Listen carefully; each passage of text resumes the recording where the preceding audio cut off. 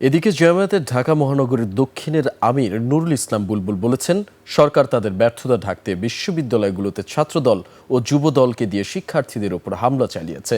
রাতে কাকরাইলের ইসলামী ব্যাংক হাসপাতালে জগন্নাথ বিশ্ববিদ্যালয় সংঘর্ষের ঘটনায় আহতদের দেখতে এসে তিনি বলেন, জগন্নাথ বিশ্ববিদ্যালয়ের সংঘর্ষে ছাত্র শিবিরের অন্তত 50 জন আহত হয়েছে।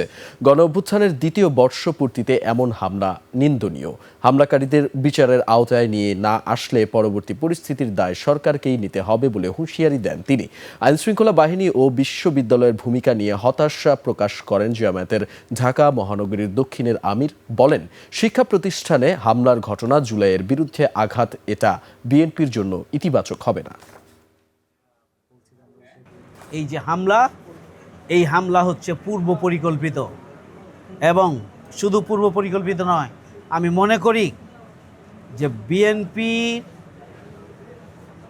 অত্যন্ত বেসামাল হয়ে বিএনপির পক্ষ থেকে নির্দেশনা পেয়েই ছাত্রদল, যুবদলের সন্ত্রাসীরা সাধারণ ছাত্রসহ ইসলামী ছাত্র শিবিরের উপরে তারা হামলা পরিচালনা করেছে। এই হামলার তীব্র নিন্দা এবং প্রতিবাদ আমরা জানাচ্ছি। অবিলম্বে এই সন্ত্রাসীদের গ্রেপ্তার করুন এবং আইনের আওতায় নিয়ে এসে তাদের বিচার করুন, না হলে দায়ভার এবং পরবর্তী পরিস্থিতির দায়ভার এই সরকারকে, বর্তমান বিএনপি সরকারকে গ্রহণ করতে হবে।